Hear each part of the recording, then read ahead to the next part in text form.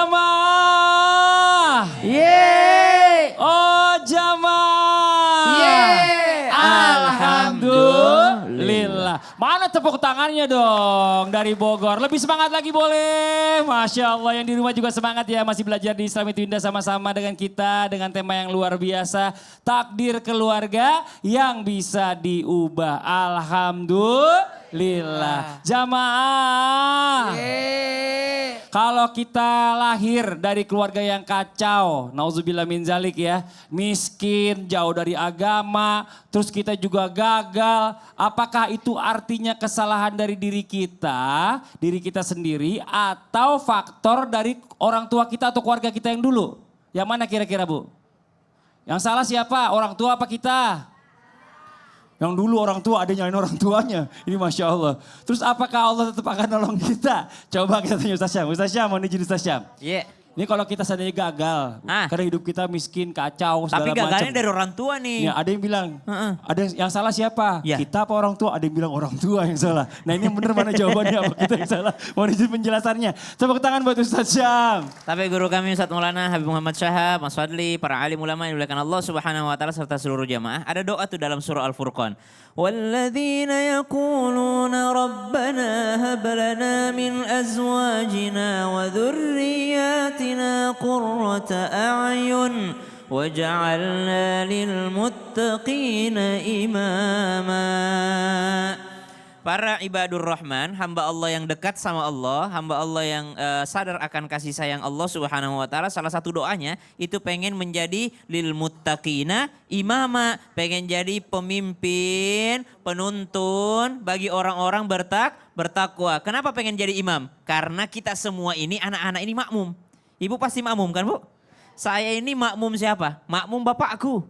Bapakku makmumnya siapa? Makmum dari kakekku. Subhanallah. Ya, orang-orang terdahulu makmumnya siapa? Para sahabat Nabi. Para sahabat Nabi makmum dari siapa? Dari Nabi Muhammad SAW. Karena kita semua ini makmum, anak-anak kita juga akan menjadi makmum, maka berusahalah menjadi imam yang baik. Karena pasti ada pengaruhnya orang tua terhadap anak. Coba lihat surah Al-Kahfi. Wa kana abuhuma salihah. Bapaknya soleh, anak-anaknya dilindungi sama Allah Subhanahu wa taala. Tapi terlepas dari itu semua, ada anak yang dilahirkan dia tidak tahu menahu, ternyata dia lahir dari keluarga sudahlah mohon maaf miskin, sudahlah miskin, tidak mau sholat, tidak mau belajar agama, pokoknya kacau keluarganya. Ya Rob, saya tidak minta lahir dari keluarga yang seperti ini. Maka apakah ini kesalahan dia atau kesalahan orang tuanya? Kalau dia belum mukallaf, belum balik, belum punya kewajiban menjalankan perintah agama, itu masih kesalahan orang tua.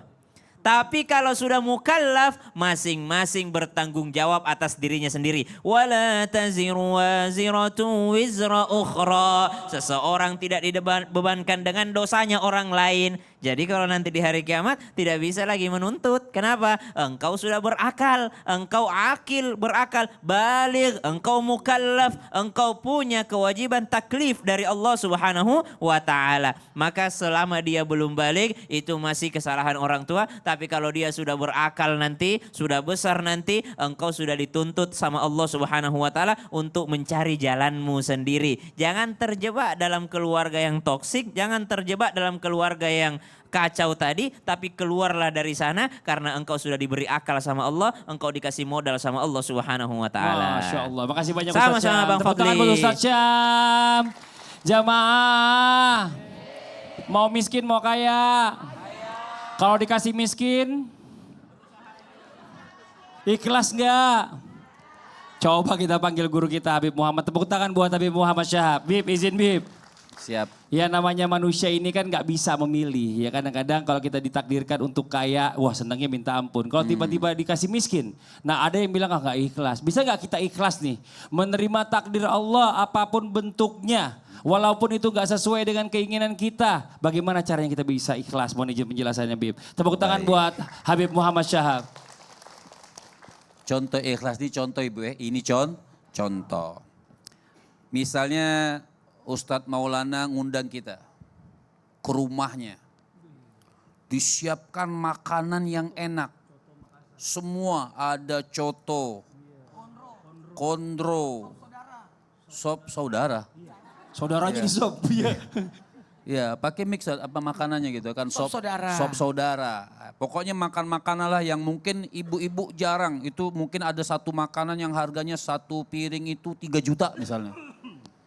Wah, kira-kira saya tanya sama ibu-ibu sama yang di rumah, kira-kira kita makan nggak? Kok enggak? Disuruh makan nih, makan nggak? Semuanya kita makan? Makan. Kadang-kadang sudah makan udah kenyang, duduk lu seperempat jam. Muter lagi cari makanan, betul ya? Oke. Sudah makan yang kenyang, besok sakit perut. Maaf nih, bukan kotor ya, besok sakit perut.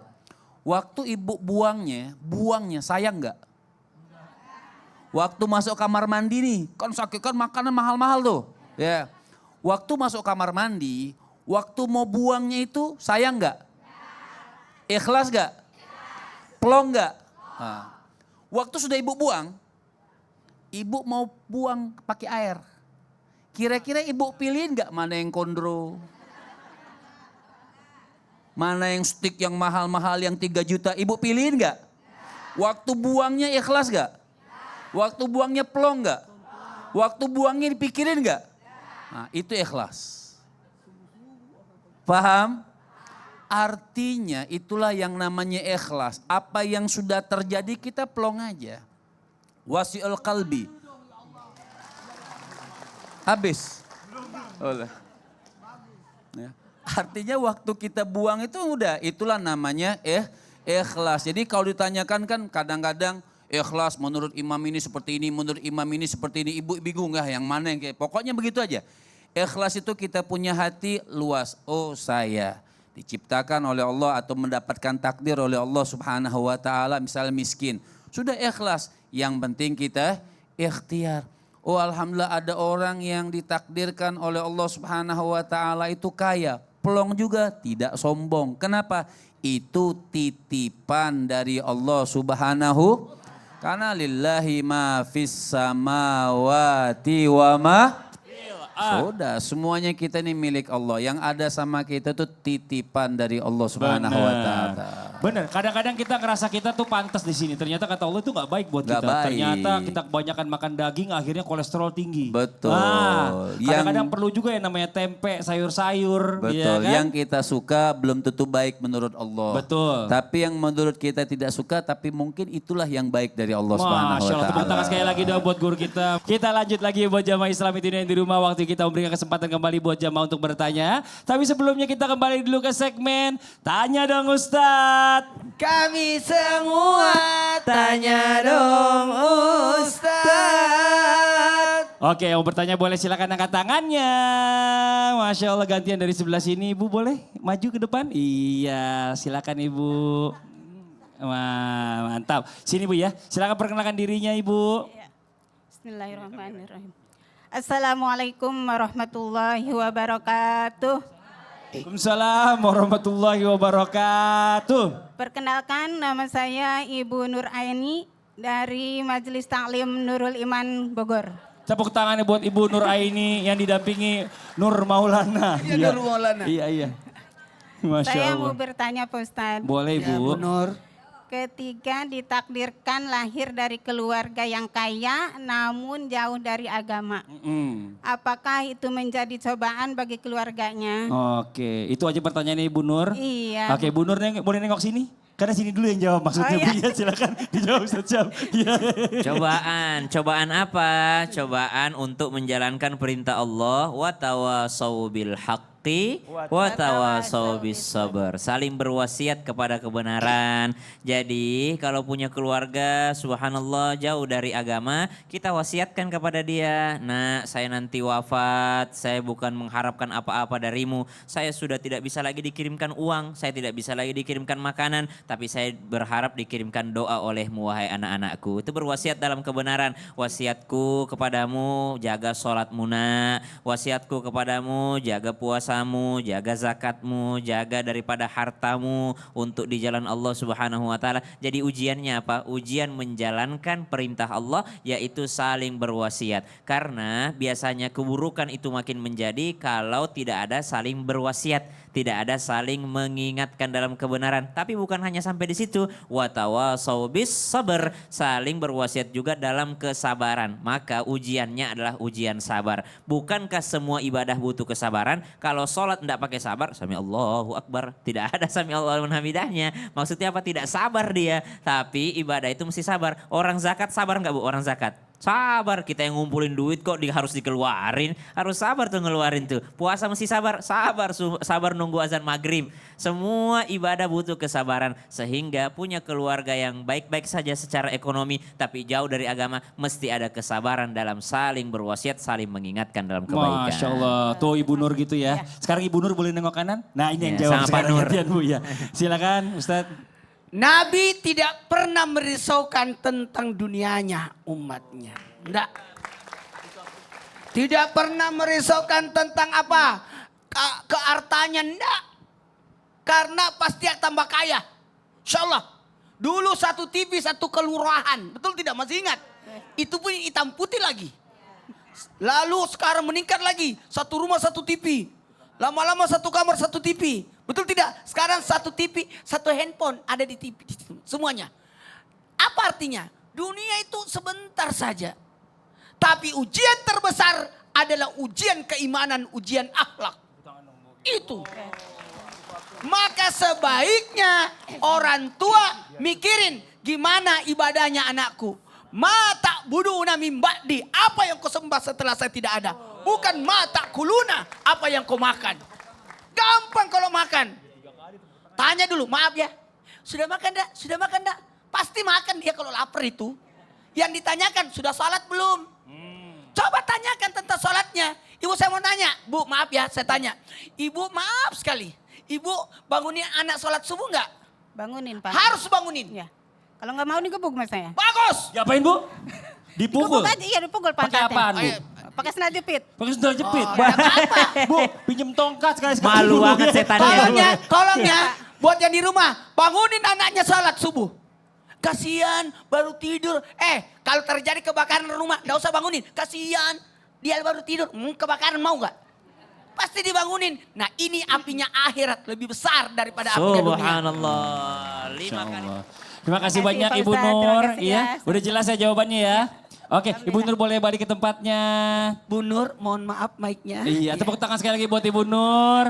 Satu lagi kita kasih kesempatan Habib boleh maju ke depan Bib. Yang mau bertanya boleh silakan angkat tangannya. Dari sebelah sini lagi Ustadz. Ya, Nah sini ini, lagi. ya Tadi kan dari sana ini. mulu. Iya. Oke, boleh silakan. Ibu perkenalkan dirinya. Assalamualaikum warahmatullahi wabarakatuh. Waalaikumsalam warahmatullahi Nama wabarakatuh. saya Apipah Lutfah. Saya Apipah Lutfah. Afi. Iya Apipah. Saya dari Majelis Taklim Nurul Iman, Kabupaten Bogor. Tepuk tangan buat Ibu Afi. Saya mau bertanya Pak Ustadz, bagaimana caranya kita bisa menerima keluarga yang sudah banyak membuat luka hati kita, luka dan sakit hati gitu. Oh gitu, itu yang ditanyakan. Bagaimana caranya bisa menerima keluarga yang udah bikin ibu sakit hati? Ibu boleh nengok sini? Karena yang jawab ini dulu Bu. Silakan Ibu. Silakan Ibu. Ya. Dikatakan ahsin ila man sa'ailik. Walaupun sulit, gak gampang. Bahasa Jawanya difficult. Difficult. Ya. Betul ya? Ya. Jangan tanya saya. Artinya berbuat baiklah ini secara umum. Mau keluarga, mau teman, mau siapa saja. Ahsin ila man sa'ailik. Berbuat baiklah kepada orang yang berbuat buruk terhadap engkau. Ini siapa yang mencontohkan itu? Baginda Nabi besar Muhammad. Sallallahu alaihi wasallam. Nabi itu tetap senyum, tetap baik sama orang yang bahkan melempari Nabi, menyakitkan hati Nabi, walaupun Nabi sedih. Ada sedih, ada sifat manusiawinya Nabi itu ada. Nabi sedih, tapi Nabi senyum. Bahkan didoakan oleh Nabi. Ya Allah berikan mereka hidayah taufik, ya Allah berikan mereka petunjuk. Jadi kalau kita balas mereka dengan kejahatan, apa bedanya dia sama kita? Masya Allah, tepuk tangan Bu. Apa bedanya dia sama kita? Berarti sama-sama jahat. Kan begitu. Jadi tidak perlu membalas orang yang jahat sama kita. Siapa yang akan membalas? Kita serahkan kepada Allah Subhanahu wa taala. Allah yang akan beri dia hukuman. Allah yang akan beri dia uji. Cuman kadang-kadang kita gak sabar, ya Allah kapan sih dia dihukum, kapan sih dia dihukum. Itu hanya Allah yang tahu bagaimana haknya Allah Subhanahu wa taala. Jadi kalau ditanyakan bagaimana, sudah alangkah bagusnya kita tetap baik, kita tetap Masya bagus Allah. apa yang mereka lakukan terhadap kita. Masya Allah, jadi begitu Tapi ya. menghukum Ah. boleh Mas Fadli. Boleh. Oh misalnya harus dengan hukum ya. Kalau memang tetap kita memaafkan, tapi kalau memang sampai kepolisian apa segala macam boleh dihukum. Boleh dihukum, tapi Boleh. kita tetap memaafkan. Masya Allah, begitu Ibu Yafi ya. Makasih Udah jelas Ibu Yafi? penjelasannya, jelas. Masih mau ditambahkan jelasnya? Masih, maksudnya karena ini belum ngomong nih. iya. Udah jelas Kasih saja. kesempatan. Ya, silakan Ustaz. Mohon maaf tanpa menggurui, hanya mengingatkan. Mohon maaf ya, orang itu semuanya baik. Semua baik. Pada dasarnya baik. Karena Allah ciptakan manusia sebaik-baik penciptaan. Amin. Semuanya baik. Cuman kadangkala kita yang salah paham. Kita yang salah paham. Tentang ada orang, kenapa sih dia jahat sama saya? Tidak, dia mungkin gemes. Betul tidak? Mungkin dia cuma bercanda. Jadi tetap kita berbaik sangka. Saya setuju dengan Habib tadi. Balaslah keburukan orang dengan kebaikan. Tapi susah memang. Susah. Orang balaslah keburukan orang dengan kebaikan. Caranya apa? Caranya kita dibilangi, kamu pelit. Traktir dia. Supaya menutupi buruk sangkanya dia terhadap kita. Betul tidak? Kalau ada tetangga jahat sama kita, undang dia. Berikan apa-apa yang dikasih. Supaya dia, tadi betul. Kalau kita berbuat buruk kepada orang yang berbuat buruk kepada kita, apa bedanya kita sama orang itu? Makanya, Bu, mohon maaf ya. Belajar dari sahabat Nabi. Orang yang berbuat buruk padanya, justru dia ditraktir. Dikasih makan ya. Bu, Sayyidina Abu Bakar kasih makan orang. Mohon maaf ya Bu. Mungkin kalau ada yang terima kasih banyak mengajarkan kita kebaikan. Ayo, terima kasih banyak kepada semua yang berbuat baik padaku. Ayo, ngomong Bu. Terima kasih banyak. Saya susah untuk mengungkapinnya kan itu. Enggak apa-apa. Iya, nggak apa-apa. Makasih banyak. Terima kasih banyak kepada semua orang yang sudah baik pada saya. Masya Allah. Mudah-mudahan Allah yang membalasnya, Amin. walaupun bukan saya. Ya, makasih banyak Bu Afi. Tepuk tangan buat Ibu Afi. Ya Allah ya Rabbi. Pak ditambahin kesimpulan sama guru kita Ustaz Syam. Silakan Ustaz Syam. Baik, kadangkala takdir keluarga ini ada yang tidak bisa kita rubah, tapi subhanallah kita masih bisa untuk saling tarik-menarik ke surganya Allah Subhanahu wa taala. Lihat Nabi Nuh alaihissalam ketika melihat anaknya tidak mau naik ke atas kapal, Nabi Nuh menganggap anaknya ini keluarganya, tapi kata Allah innahu laisa min ahlik, itu bukan keluargamu. Lihatlah bagaimana seorang Ikrimah ternyata punya bapak Abu Jahal, tapi Ikrimah menjadi seorang yang dekat sekali dengan Nabi SAW. Kadangkala kita sedarah tapi tidak ditakdirkan untuk bersama karena beda arah keimanannya. Maka yang perlu kita persatukan adalah keimanan kita kepada Allah Subhanahu wa taala, sehingga bukan hanya ditakdirkan berkeluarga di dunia tapi juga bisa sama-sama sampai ke dalam ridhonya Allah Subhanahu wa taala. Amin ya rabbal alamin. Masya Allah, Alhamdulillah. Alhamdulillahirabbil alamin. Demikianlah perjumpaan kita hari ini. Semoga apa yang disampaikan jadi ilmu yang bermanfaat untuk kita semuanya. Dan sekali lagi mohon maaf atas segala kekurangan. Wallahu muwaffiq ila aqwamit thoriq. Wassalamualaikum warahmatullahi wabarakatuh. Waalaikumsalam warahmatullahi wabarakatuh.